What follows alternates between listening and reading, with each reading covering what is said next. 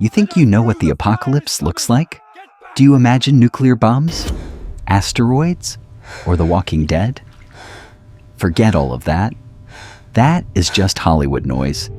The real apocalypse is much quieter, and it is far more terrifying than any horror movie you have ever seen. Just imagine, you wake up tomorrow morning and 50% of everyone you know is gone. No explosions, no warnings, only the sound of crows and the stench of rotting flesh so thick you can barely breathe. Fathers abandoning sons, wives fleeing from husbands, civilization itself collapsing because of a bite smaller than the head of a pin. If you think you are brave enough to look death in the eye, then stay right where you are. I am going to take you back to 1347 to witness a death that didn't just kill people, but killed the god inside them. Welcome to the Black Death. But before the darkness fell, let me take you into the light. Imagine you are standing in the center of Paris or Florence in 1340.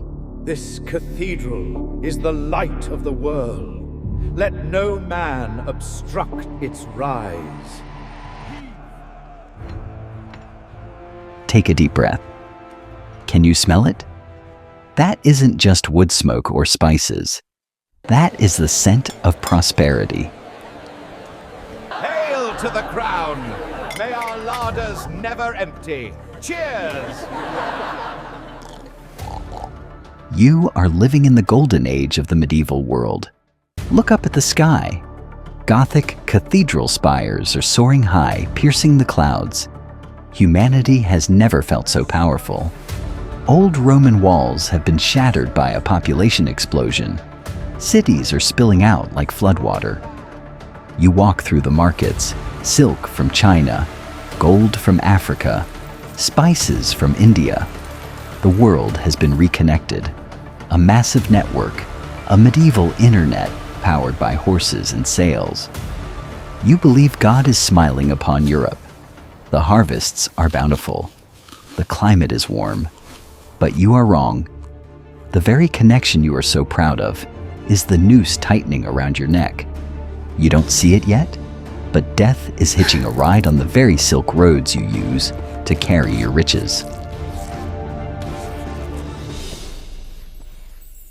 The camera pulls back from Europe, flying east across the windswept steppes of Central Asia. Here, the ground is moving. It's not an earthquake. It's a migration of rodents. Droughts and floods have awakened something ancient, a microscopic killer that has been sleeping in the earth for millennia. It is awake. Put yourself in the boots of a soldier on the walls of Caffa, Crimea, 1346. Outside, the Mongol army is besieging you. But something is strange. The enemy's war cries have gone silent, replaced by moans of agony. The great warriors of the steppe are falling, their skin turning black, blood oozing from every pore. You think you are safe behind your stone walls?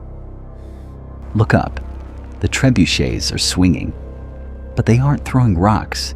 They are throwing bodies. A rain of corpses falls upon the city. Rotting flesh explodes on impact, against the roofs, against the squares. The stench invades your lungs. The enemy is no longer outside the walls. It is in the air, in the water, and on the fur of the rats scurrying beneath your feet. You are a sailor on a Genoese ship, desperate to escape the hell of Caffa. You set sail west towards the warm Mediterranean, believing you have left death behind. October 1347, the port of Messina, Sicily. Look at the dockworkers rowing out to meet you. They wave, welcoming the cargo. But as they climb aboard, their smiles vanish. Surrounding you is a deadly silence. Most of the crew is dead. The survivors no longer look human.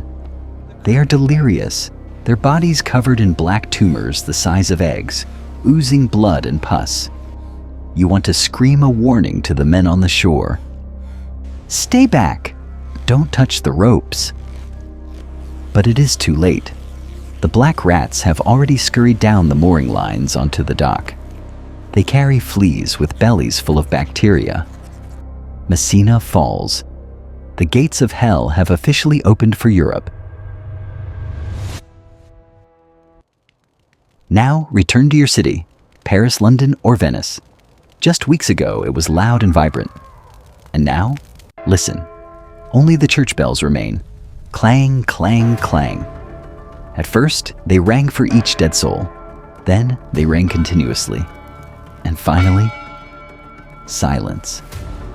Not because the dying stopped, but because there was no one left strong enough to pull the ropes. You walk through the narrow streets. The smell of death is so thick you can taste it. Doctors in bird-beak masks walk like ghosts. They bleed patients. They lancet the boils. They don't know that every cut they make only helps death spread faster. But the true horror isn't the dying. It is how the living treat each other. Look at the house on your left. A father is bolting the door, locking his feverish son inside, ignoring the desperate pounding. Look to your right. A wife is running away from her dying husband. Boccaccio wrote, "People shun the sick as they would the devil himself." The most sacred bonds, parent and child, husband and wife, have been severed by a microscopic organism. Law vanishes. Courts close. Only the law of survival remains. When science fails, where does humanity turn? To superstition and rage. You are standing in the town square. A procession of shirtless men enters. They hold leather whips with iron spikes, lashing their own backs until blood streams down. They believe God is punishing mankind, and they must torture themselves for forgiveness. Their blood sprays onto the crowd, ironically carrying the plague to new lands. But self-torture isn't enough. The mob needs someone to blame. They whisper that the Jews have poisoned the wells. A crazy conspiracy spreading faster than the disease. You see the pyres being built?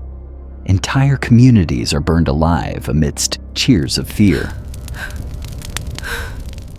The Black Death didn't just kill people with bacteria. It killed humanity with fear. Leave the city. Go to the countryside. The scene here is even more haunting. Golden wheat fields rot because there is no one to harvest them. Cattle wander aimlessly and die. Nature is reclaiming its territory.